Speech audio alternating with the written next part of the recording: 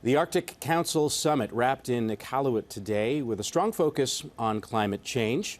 For more on this and other political headlines, joining us is political consultant Michael Geoghegan. He is in Victoria, BC. Michael, good to see you. Thanks for having me. Canada ends its term as chair of that council. How effective has Canada been at the helm of that organization? They've brought quite a bit of profile to the Arctic Council, but one difference is Canada focused on economic development, whereas the Obama administration, the U.S., is now taking the chair of this Arctic Council. They're actually saying they're going to focus on climate change and how that's going to affect the Arctic.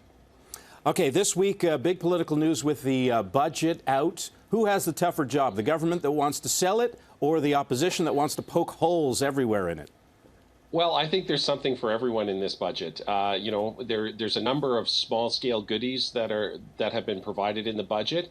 On the other hand, the main thing that the opposition parties seem to have been going after is the income splitting, which they say is going to cost about $2 billion a year. Mm-hmm. So, obviously the Conservative government is saying, hey, if you're in an income bracket where this benefits you, then we're definitely the party to vote for. And they're very much marketing themselves as we're the party that will keep the lid on taxes, whereas these other parties not so much.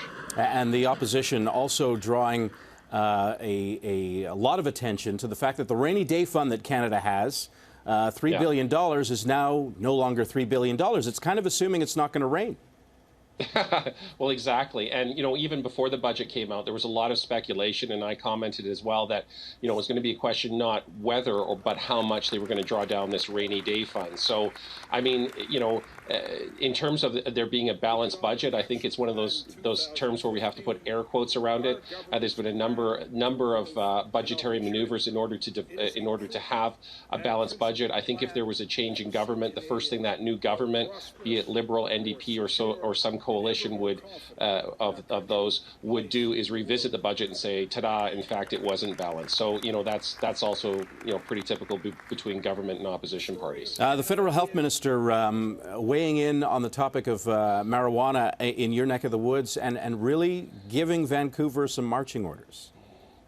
Yeah, the problem is that it comes across as like, thank you for that phone call from 1955, in that there's been numerous media studies, scientific studies pointing to, yes, there's some concerns about marijuana use, but there's obviously been some medical benefits. Children with epilepsy, patients with cancer who are senior citizens with arthritis. So for her to just say, well, there's no proven scientific or medical benefits to marijuana, no, that's not true. And the vast majority of the public understand that. The other issue in the Lower Mainland, however, is that there's been escalating gang violence, particularly in Surrey and Abbotsford.